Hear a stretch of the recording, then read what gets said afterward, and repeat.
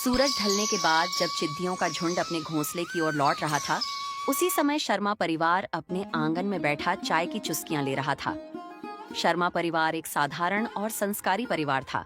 परिवार में पिता रमेश शर्मा, माँ सुनीता, बेटा अंश और बेटी पूजा थे। शाम की यह चाय उनके परिवार की दिनचर्या का हिस्सा थी, जहाँ सभी एक साथ बैठते, दिन भर की बातें करते और एक दूसरे की समस्याओं का हल ढूंढते। आज की चाय की चर्चा अंश के स्कूल में हुई एक घटना पर केंद्रित थी। अंश ने कहा, पापा, आज स्कूल में मेरी और राज की लड़ाई हो गई।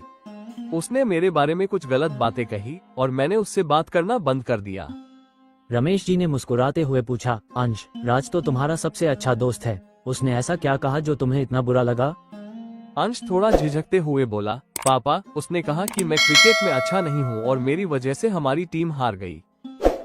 सुनीता ने बीच में कहा, लेकिन बेटा, क्या उसने यह मजाक में कहा था या वो सच में तुम्हें नीचा दिखाना चाहता था?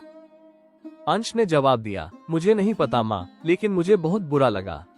ये सुनकर रमेश जी ने अंश और पूजा को पास बुलाया और कहा, बच्चों, दोस्ती एक ऐसा रिश्ता है जो हमें खुद चुनना होता है। सच्चा दोस्त वही होता है जो हमारे साथ हर परिस्थिति में खड़ा रहे और हमें बेहतर बनाने की कोशिश करे। लेकिन सच्ची दोस्ती में गलतफहमियां भी हो सकती हैं। ऐसे में जरूरी है कि हम अपने दोस्तों से बात करें और समझें कि उनकी बातों का क्या मतलब था। पूजा ने उत्सुकता से पूछा, पापा, क्या आपके भी बचपन में ऐसा कोई सच्चा दोस्त था? रमेश जी ने मुस्कुराते हुए कहा, हाँ बेटा, मेरा सबसे अच्छा दोस्त था अरुण। हमारी दोस्ती ऐसी थी कि पूरा गांव हमें साथ में ही पहचानता था, लेकिन एक बार हमारी भी लड़ाई हो गई थी। सुनीता ने चाय का कप रखते हुए कहा, ये तो दिलचस्प है। रमेश, बच्चों को अपनी कहानी सुनाओ, शायद इससे अंश को कुछ सीखने को मिले। रमेश जी ने अपनी कहानी शुरू की। बचपन में मैं और अरुण हर काम साथ में करते थे। स्कूल जाना, खेलना, पढ़ाई करना, यहाँ तक कि एक ही खाने का डिब्बा बांटना हमारी दोस्ती की मिसाल दी जाती थी। लेकिन एक बार गांव के वार्षिक मेले में हमारी लड़ाई हो गई। बात ये थी कि मैंने नई पतंग खरीदी थी और अरुण उसे उड़ाना चाहता था। मैंने मना कर दिया क्योंकि मुझे डर था कि वह पतंग कहीं कट न जाए। वह नाराज हो गया और हमारी बात बंद हो गई। अंश ने उत्सुक होकर पूछा, फिर क्या हुआ पापा? आप दोनों ने बात कैसे शुरू की?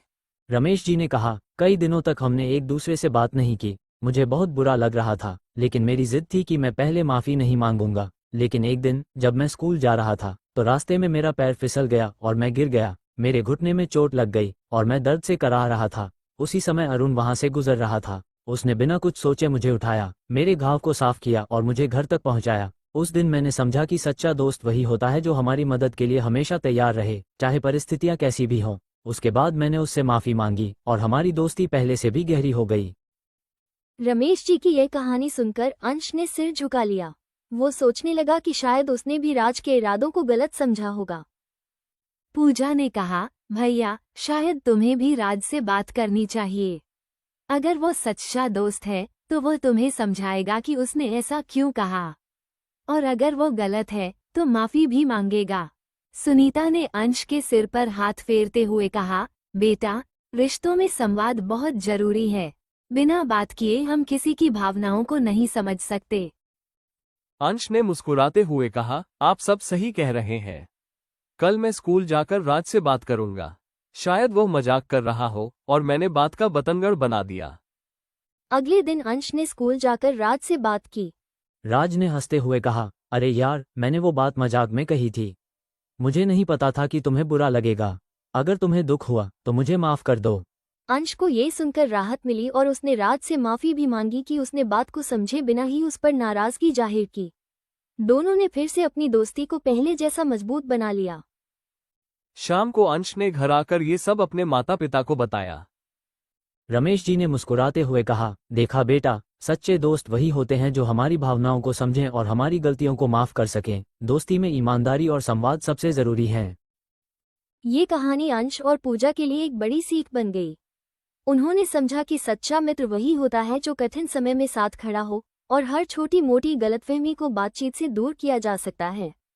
परिवार की यह बातचीत उनके जीवन में रिश्तों की अहमियत को और गहरा कर गई। अगर आप सारे लोग इसी तरह का वीडियो देखना चाहते हैं तो मेरा चैनल को सब्सक्राइब और शेयर करना ना भूलें।